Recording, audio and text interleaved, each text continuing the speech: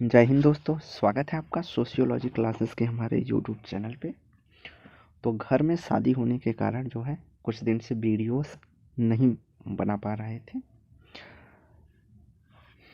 तो कल से आप लोगों को डेली रिवीजन वीडियो मिलेंगी और हम ऑडियो सीरीज चालू करने वाले हैं, जिसमें आपको क्या है महत्वपूर्ण पॉइंट जो है ऑडियो लेक्चर के रूप में आपको प्रोवाइड किया जाएगा, जिसमें कि जो कॉन्सेप्ट एग्ज़ाम में डायरेक्टली पूछे जाते हैं उनको हम रिवीजन करवाएंगे, खास करके थिंकर से संबंधित फैक्ट को।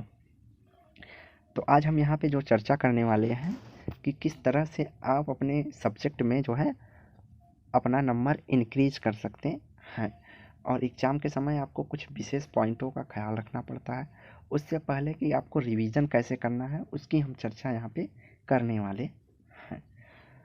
तो सर्वप्रथम हमें रिवीजन जो मोस्टली इम्पॉर्टेंट है कि हमारा जो यूनिट 1 होता है सोशियोलॉजी का, उसमें हमें थिंकर पढ़ना होता है, और थिंकर से रिलेटेड हमें सभी जो इम्पोर्टेंट की पॉइंट हैं, जो भी की पॉइंट उनके हैं, उनको हमें देखना है कि कौन से थिंकर से कौन सी की पॉइंट रिलेट करते हैं। क्योंकि एग्ज़ाम में क्या होता है, जब हम प्रश्न पढ़ते हैं तो प्रश्न हमें पकड़ में तभी आएगा जब आपको की पॉइंट पता रहेगा, और की पॉइंट से ही आप क्वेश्चन को हल कर सकते हैं। तो पहली चीज़। दूसरी चीज़ जो है, थिंकर्स के जो भी थिंकर हमारे सिलेबस में दिए हुए हैं उनके बुक्स जो है हमें याद करने हैं, वो भी डेट के साथ, क्योंकि अरेंज करने के लिए दे देता है, कालक्रम के अनुसार व्यवस्थित कीजिए उसके लिए दे देता है। तो उस आधार पर उनके बुक्स को हमें याद करना है।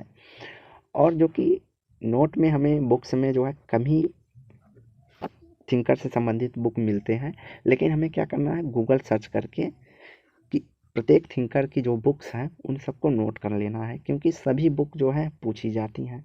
जो पहले क्या होता था कि केवल इम्पोर्टेंट बुक पूछी जाती हैं थी, लेकिन इस बार 2-3 बार से यह चल रहा है प्रचलन की नई नई बुक्स पूछी जाती हैं। जैसे इस बार पूछा गया था कार्ल मार्क्स के मृत्यु के पश्चात प्रकाशित हुई पुस्तक कौन सी है। तो इस तरह जो है हमें हर थिंकर के रिलेटेड जो है बुक्स को पढ़ना है।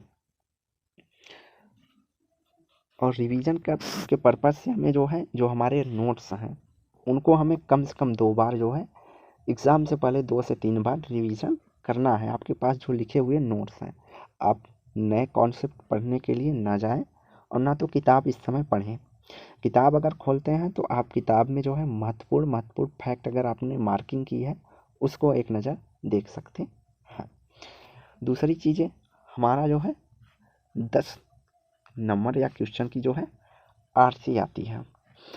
तो आरसी जो है हमें किसी भी टॉपिक से रिलेटेड दे देता है, तो हमें पढ़ने की प्रैक्टिस ऐसी होनी चाहिए कि आप कम से कम 15 से 20 आरती प्रैक्टिस सेट ज़रूर से ज़रूर लगाएं, ताकि कि जो आरसी है वो हमारा 10 नंबर, लगभग 10 क्वेश्चन जो है हमारे फिक्स रहते हैं। 10 में से 7 या 8 क्वेश्चन आप सही कर सकते हैं। तो इस तरह भी आप अपने जो है सब्जेक्ट में नंबर बढ़ा सकते हैं। दूसरा होता है क्या, एग्ज़ाम में हम लोगों की टाइम की समस्या होती है, टाइम मैनेजमेंट की। तो एग्ज़ाम में टाइम मैनेजमेंट की समस्या होती है। अगर हम पेपर 2 के लिए जाते हैं तो पेपर 1 के लिए कम समय हो जाता है। ज़्यादातर बच्चे क्या होते हैं, पेपर 1 को पहले करते हैं, जिससे उनका टाइम जो है पेपर 2 के लिए कम पड़ जाता है।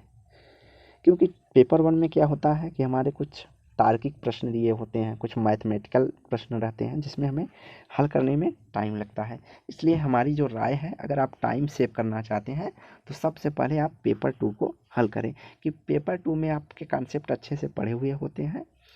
और अब जब आप एक नज़र से, अगर आपको की पॉइंट पकड़ना आ रहा है तो आप एक नज़र से प्रश्न को हल कर सकते हैं।